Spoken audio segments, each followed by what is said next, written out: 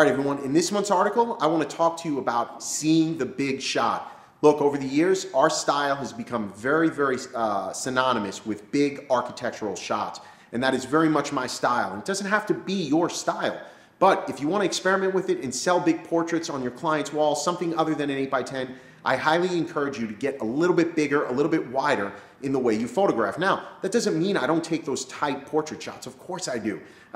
We need those for the wedding albums. We need those for the parents. But my clients, when they walk in, the one piece I want to sell them, and we're going to talk about this, is that one piece that goes over their fireplace, right? Just this big, dramatic architectural shot.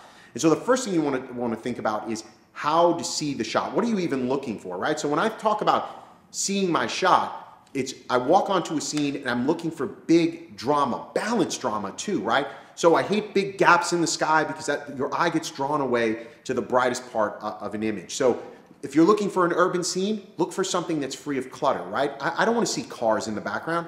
That's going to be a little bit tougher to sell, right? Showing that 1980, Oldsmobile in the background, right? Or that beater van in the background. So I want to have it as clear of distraction as I possibly can. So when I walk up on a scene, I like urban environments. I like architectural environments. Make sure that you're seeing balance in the shot. You're seeing a big wide shot and it's free of distraction, right? So even if it's a brick wall, we can still make that look like a very big and dramatic shot. Now, lighting the shot.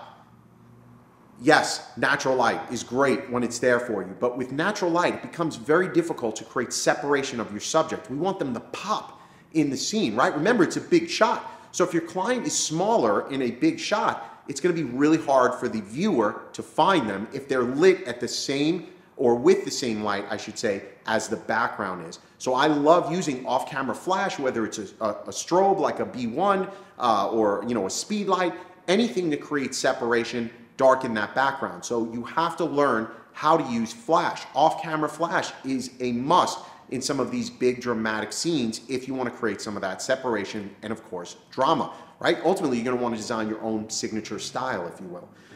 Composition. This is so important. This is where I see a lot of photographers make mistakes, and we can go on and on for hours talking about composition. The one thing I look for is to make sure when I can that my subject is above the horizon line. And so let's say you've got this big giant blue sky. It's beautiful. You've learned how to light it with off-camera flash. The subject's popping, but they're below that horizon line. Now they're not popping because they're getting lost in the background, lost in the clutter of that background. When if you just maybe take a knee and allow your subject to rise above the horizon line, now they're popping off that blue background or that cloudy sky, and that even adds more drama. Now, that's just one piece of composition. We can talk about leading lines, all sorts of things that allow us to get to our subject easier. And here's a little test. What I like to do when I'm looking at my images is I close my eyes and I open them. And where's the first place my eyes go? That's your primary element. And if your primary element is not where you want it to go, let's say you close your eyes, you open them, and you're looking at a car in the image. If that car is not your primary subject, that's a problem, right? So now we need to either use lighting or composition, leading lines, things like that to get to our subject. That becomes really important. Details. The devil is always in the details. I've seen some of the most incredible photographers drop the ball on details, and I'm guilty of this myself. I practice and try hard every time I'm out there working with my clients. And what do I mean by details? Two things you can do to improve your images immediately. If you want to create these big dramatic images and it's of a bride and groom, you need connection. And so a lot of times connection's all about hands. Where's the groom's hands? If the groom's hands are in this pocket and they're not touching his bride, there's no connection there. Are they in love? Are they together? Are they separated? So that's one thing you can do immediately. Make sure they're holding hands. Make sure they're pulled into each other so that we're showing that connection. The second thing you can do is emotion, right? So many times I see these beautiful images and you look at the bride and groom and they're just looking at each other and they look completely annoyed. Who wants to put that kind of picture on their fireplace, right? Where, yeah, this is my new wife and I already can't stand her 5 minutes after getting married to her, right? So that's not what we want. So we want to make sure that we're paying attention not only to the technology, right? So now we got our composition, we got our scene, we got our lighting, all that stuff's great, and then we fail, right, on the 10-yard line here because they look like they're completely disinterested.